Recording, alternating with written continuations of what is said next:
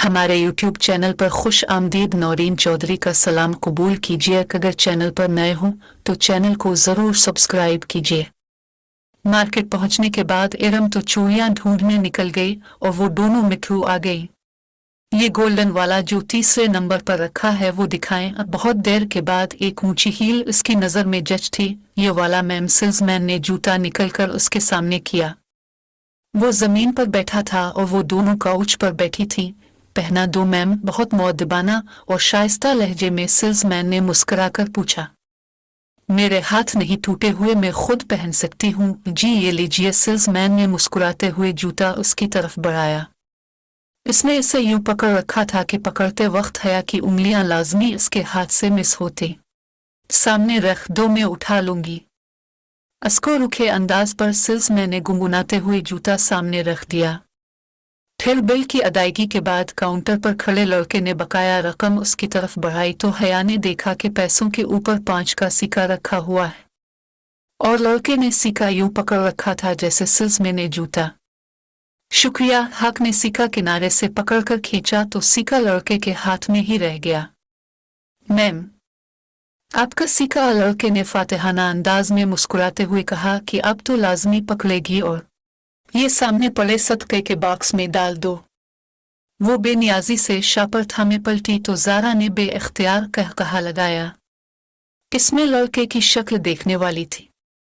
हया दिल में सोच रहा, इसकी शक्ल पर शाप में पड़े सारे जूते मार दूं। पता नहीं हमारे ज़हनियत कब बदलेगी। यूं घूरते हैं जैसे लड़की पहली बार देखी हूं। वो तनफ्फुर से नाक सोकरती गजबनाक नजरों से सीढ़ियां उतर रही थी जब करीब ही से आवाज आई, तो इतना बिन सावर के बाहर मत निकला करो बीबी। वो चौंक कर आखिरी सीढ़ी पर रुक गई। एक बूढ़ी खातून थी, बड़ी सी चादर लपेटी हुई, नागवारी भरी निगाह इस पर डालकर ऊपर जीने पर चढ़ गई। एक तो लोगों को राह चलते तबलीग का शौक होता है। ज़ारा इसको कोहनी से थामे हुए वहां से आए। तब ही इरम सामने से आती दिखाई दी। इसका सीने पर फैला दुपट्टा अब सिमट कर गिले में जा चुका था। इसने कोई खास शॉपिंग नहीं की थी। शायद वो इसके साथ सिर्फ ओटन के लिए आई थी। मेट्रो से वो होटल आए ताकि कुछ खा पी ले। रात की दावत तो ताया फुरकान की तरफ थी जो बेटे की शादी के लिए आए हुए थे। जरा बेकरी से कुछ ले आऊं। इरम झपट कर बाहर को लपकी। हया ने गहरी सांस लेते हुए अपनी साइड का शीशा नीचे किया। सर्द हुआ का थप्पड़ अंदर आया। मगर इतनी सर्दी में सिर्फ पीने का अपना ही मजा होता है। वो पार्किंग लॉट में मौजूद थी और ठंडी हवा ने सबको घेरा हुआ था। इरम खासी कम्प्लेक्स लगी है ना। इरम दूर हो गई तो ज़ारा इसकी तरफ आए। और तुम उसके कम्प्लेक्स को हुआ दे रही हो। वो उल्टा इसी पर खफा हुई। ताया फुरकान सिर्फ सकाफ की सख्ती करते हैं। वो बस इस बात पर खुद तरसी का शिकार है और तुम भी इसका साथ दे रही हो। मैंने कहा कि बेचारी नहीं है वो बेचारी।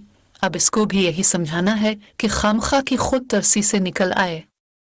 वेटर हाथ में कार्ड पकड़े हया की तरफ आ चुका था। तुम्हें याद है ज़ारा, जब पिछले साल यूनिवर्सिटी वालों ने हमें तुर्की के ट्रिप की आस दिलाई थी और आखिर में आकर सारा प्रोग्राम कैंसिल कर दिया था। ऑर्डर करके शीशा ऊपर चढ़ा कर वो याद करने लगी। मैं तो इतनी मायूस हो गई थी, सोचा भी ना था कि कभी जा सकूंगी। ज़ारा और वो LLB के 5वीं साल में थी। उनका 7वां सेमेस्टर का दरमियान था जब यूरोपीय यूनियन के स्कॉलरशिप का ऐलान हुआ, जिसके तहत यूरोप और एशिया की यूनिवर्सिटी के स्टूडेंट्स का तबादला होगा। जब दरख्वास्त देने की बारी आई तो इसको तुर्की की सबंजी यूनिवर्सिटी का फॉर्म सबसे आसान लगा। फिर एक हस्पानवी यूनिवर्सिटी में भी साथ ही अप्लाई किया। बिला आखिर सबंजी ने इसका इंतखाब कर लिया। 7वां सेमेस्टर पूरा करके इसको 5 माह के लिए तुर्की जाना था, जहां इसके मज़ामीन तो ना थे कि तुर्की का कानून पाकिस्तान के कानून से मुख्तलिफ था। 5 माह के लिए वो अपनी मर्जी से कोई भी मजमून पढ़ सकती थी।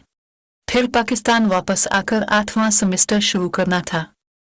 कितना मज़ा है हया, कोई रोमांटिक सा हम सिमसा हम सफ़र तुम्हें मिल जाते तो तुम्हारा सफ़र कितना खूबसूरत हो जाता। हम सफ़र कोई नहीं मिलने वाला, पाकिस्तान से हम सिर्फ 2 लड़कियां सबाजिनी जा रही हैं और फिर हम ठहरे वो मेन यूनिवर्सिटी में पढ़ने वाली वो खदीजा राना जो तुम्हारे साथ जा रही है, इससे कोई बात हुई? वेटर ने शीशा बजाया तो हया ने शीशा नीचे किया। नहीं, खदीजा राना को तो मैं जानती भी नहीं हूँ। इसने सिर्श के गिलास पकड़े, ज़ारा का उसको थमाया, इरम का डैशबोर्ड पर रखा। वो शीशा बंद करना भूल गई, इसके इल्म में ना रहा। दफतना। ज़ारा का मोबाइल बजा। ज़ारा ने फोन कान से लगाया। हेलो अम्मा। जी क्या हुआ? आवाज खराब है, 1 मिनट। ज़ारा के फोन पर सिग्नल ठीक नहीं आ रहे थे। वो सिर्श का गिलास हाथ में पकड़े बाहर निकल गई। हया अपने गिलास से चूट है सब लेते हुए विंडो से बाहर देखने लगी। अब वो दूर दरख्त के पास खड़ी बात कर रही थी। Hello my beauty. कोई एकदम से इसके बिल्कुल करीब आकर बोला था। वो डर गई। जरा का सारा जूस कपड़ों पर गिरा। खुली खिड़की पर एक खूबसूरत औरत झुकी हुई थी। मेकअप से भरा चेहरा, आई शेडो से चमकती आंखें, भड़कती हुई सुर्खी, बालों का जोड़ा और चमचम करते कपड़े। वो औरत नहीं थी मगर मर्द भी नहीं था। डरो नहीं ब्यूटी, मैं तुम्हारी दोस्त हूं, डोली कहते हैं मुझे। हटो जाओ। वो घबरा गई। ख्वाजा सरा के वजूद से सस्ते परफ्यूम की खुशबू आ रही थी, इससे कराहत सी आई। अच्छा ब्यूटी, जरा बात को सुनो। इसने अपना चेहरा और झुकाया इससे पहले कि वो आगे बढ़ता हया ने सिल्श का भरा गिलास इसके चेहरे पर फेंक दिया। ठंडी ठार बर्फ चेहरे पर गिरी तो वो बुलबुलाकर पीछे हुआ। इसने फुर्ती से शीशा ऊपर कर लिया। सोनो जी। वो मुस्कुराकर चेहरा साफ करते हुए शीशा बजाने लगा। बंद शीशे की वजह से इसकी आवाज कम आ रही थी।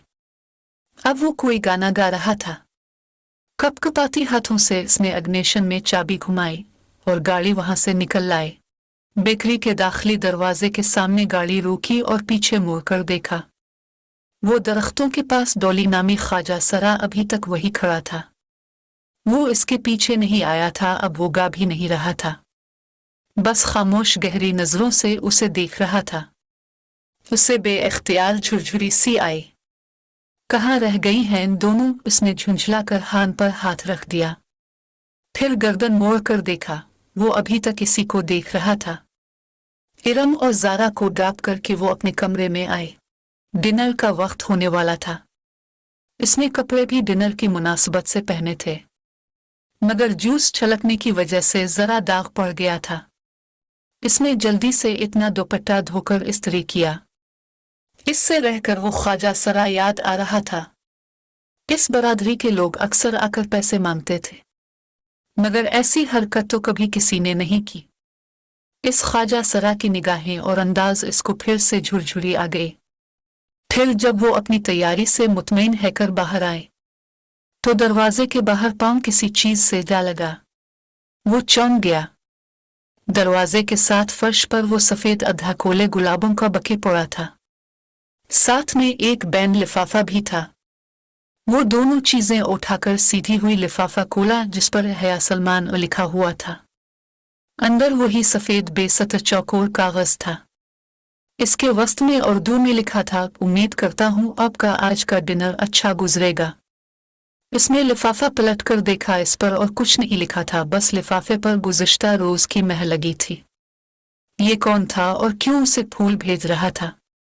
वो खत और बके कमरे में रखा मामले से एलजती बाहर आ गई। ताया फुरकान के घर खूब चहल पहल थी। सब कज़िन्स लोनिज में बैठे थे।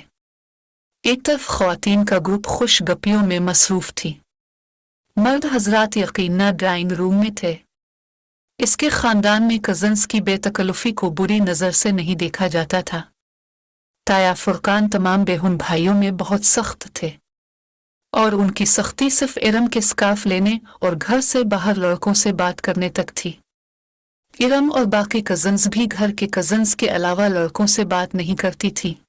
हया और इरम तो पढ़ती भी वुमन यूनिवर्सिटी में थी। हाँ, दूसरे चचा और खुद सलमान साहब अपने बच्चों की शादियां मिक्स गैदरिंग में करेंगे। उनका खानदान ज्यादा बड़ा नहीं था। वो लोग 3 भी और एक बेहुन थी। ताया फुरकान सबसे बड़े थे। दाऊद, फरुख, इरम और समी इनके बच्चे थे। फरुख मेडिकल कर चुका था और आजकल पोली क्लिनिक में हाउस जॉब कर रहा था और हया से 3 साल बड़ा था। और समी फरुख से साल भर छोटा था और MBA करके जॉब कर रहा था। सबसे बड़े दाऊद की शादी हो रही थी। जो भी बंधा आता उनके करीब आकर रुक जाता और सबकी नजरें इस पर रुकी रही। सफेद चेहरे के अर्ध गिर्द काले बाल और काजल से लबरेज आंखें, वो थी ही इतनी दिलकश के हर निगाह में सिताइश उभर आती। हया कैसी हूँ, आओ उन लड़कों को हराती हैं। बैठो ना, बहुत सी आवाजें लड़कों की साइड से आती थी। सोफे पर हया की अम्मा जान फातिमा बेगम अकेली बैठी थी। अम्मा, मैं जरा ताई की मदद करवा दूं। इनको अपनी तरफ देखा पाकर मैंने कहा तो उन्होंने इत्मीनान से सर हिला दिया। वो मुतमईन सी आगे बढ़ गई। वो राहदारी से गुजरकर किचन के दरवाजे की तरफ बढ़ी। तब साइमा ताई की तेज आवाज इसकी समात से गुजर गई। भाभी, ये रजा क्यों हर वक्त हया हया करता रहता है? पिछली दफ जब हम सलमान भाई की तरफ खाने पर गए तब से रजा मेरे पीछे पड़ा है कि हया का रिश्ता मांगे। इस लड़की को लड़कों का दिल जीतने का फिनाता था। कितनी मुश्किल से दाद के दिल से इसका ख्याल निकाला था मैंने, और फुरकान में वो तो बाजिद ही हो गया था कि मैं शादी करूंगा तो हया से। मगर जब फुरकान ने सख्ती की कि इसी बेपर्दा और आज़ाद ख्याल लड़की को अपनी बहू बनाकर हमने अपनी आखिरत खराब नहीं करनी है, तब कहीं जाकर वो माना।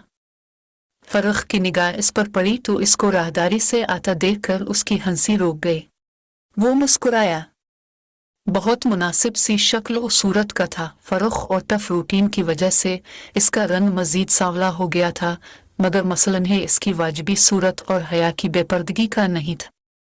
मगर असल बात सब जानते थे तो फिर रजा और फरुख से ऐसा सोचा भी कैसे? वो एक सपाट निगाह फरुख पर डालकर सोफे पर फातिमा बेगम के साथ आ बैठी।